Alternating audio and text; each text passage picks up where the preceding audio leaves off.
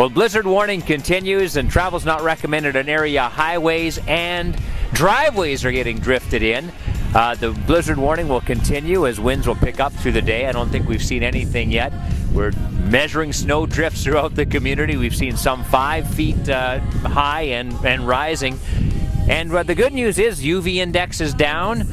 Wood tick population is very low. And the risk of West Nile is also very low. But we'll keep you up to date as the blizzard continues through. The blizzard of 2017 likely for the next 24 hours.